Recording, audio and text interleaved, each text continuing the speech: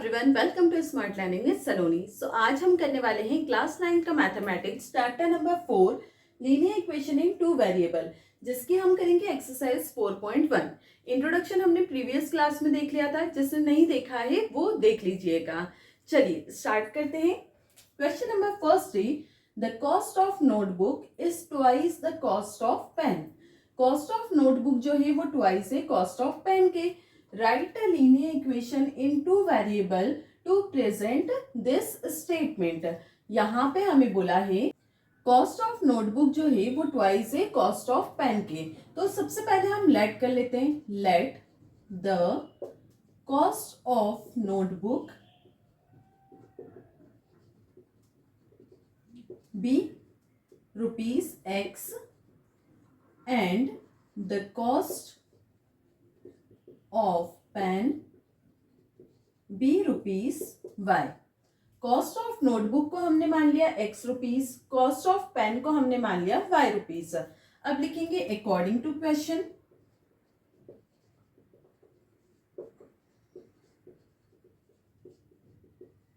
अब यहाँ पे हमें बोला है कॉस्ट ऑफ नोटबुक जो है वो ट्वाइस है कॉस्ट ऑफ पेन के। कॉस्ट ऑफ नोटबुक को हमने माना है x और पेन से वो ट्वाइस है, मतलब y में मल्टीप्लाई हो जाएगा 2, तो ये हो गया 2y और इस मतलब यहाँ आ गया इक्वल टू। ये हो गई कंडीशन। अब इसे हमें linear equation in two variable में शो करना है। तो हमने लीनियर इक्वेशन का स्टैंडर्ड फॉर्म देखा है, ax plus by plus c equal to 0 होता है। अब इक्वल में 0 लाना है तो इसको हम लेफ्ट हैंड साइड ले आएंगे, x ये प्लस का माइनस में हो गया इक्वल टू 0। ये हो गया linear equation in two variable. ये हो गया हमारा फाइनल आंसर। इसी के साथ हमारा क्वेश्चन नंबर फर्स्ट जो है वो कंप्लीट हो गया। नेक्स्ट क्वेश्चन पे चलते हैं। चलिए नेक्स्ट क्वेश्चन देखते हैं। क्वेश्चन नंबर सेकंड है, express the following linear equations in the form ax plus by plus c equal to 0 and indicate the values a, b and c in each case. यहाँ पर हमारे पास linear equation से two variable में, जिसे हमें ax plus by plus c के form में कन्वर्ट करना है और इंडिकेट करना है a, b, c की वैल्यूज।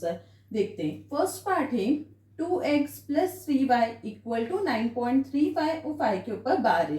अब यहाँ पे हमें सारी वैल्यूज इक्वल के लेफ्ट में चाहिए, इक्वल में 0 होना चाहिए। तो इसको हम स्टैंडर्ड फॉर्म में लिखेंगे 2x प्लस 3y, ये प्लस का इधर आएगा माइनस का 9.35, 5 के ऊपर बार इक्वल टू 0।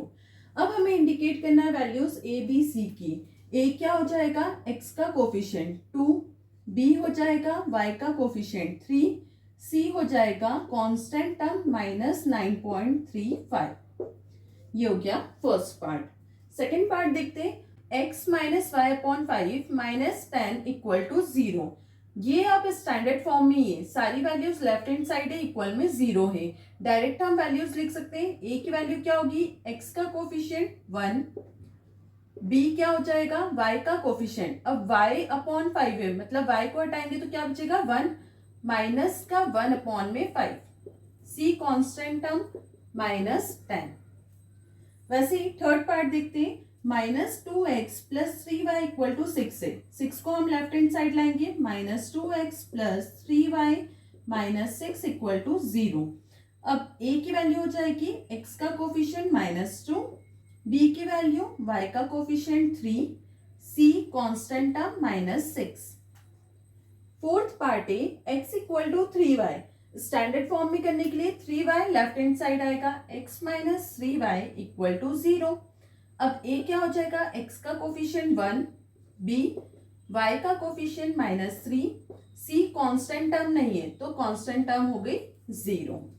ये हो गए हमारे फर्स्ट क्वेश्चन के 4 पार्ट्स। नेक्स्ट पार्ट देखते हैं।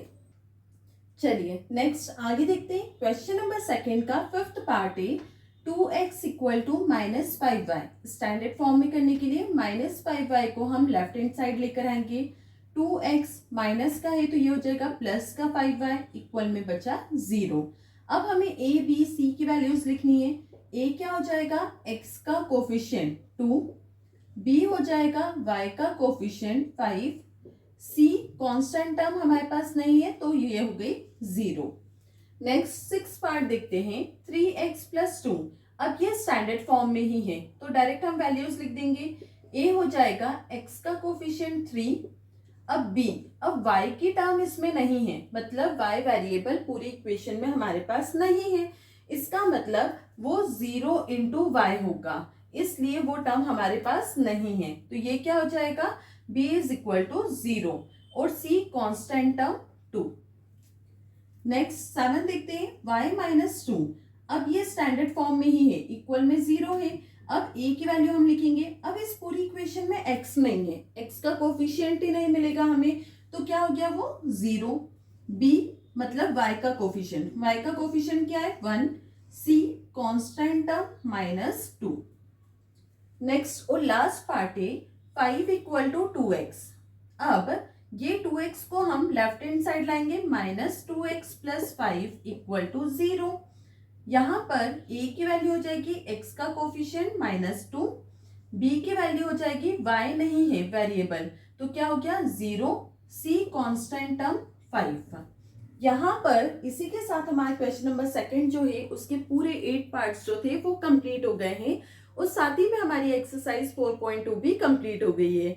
आई होप आपको सारे क्वेश्चंस क्लियर हुए होंगे। I hope you like my video. If you like my video, do like, share and subscribe.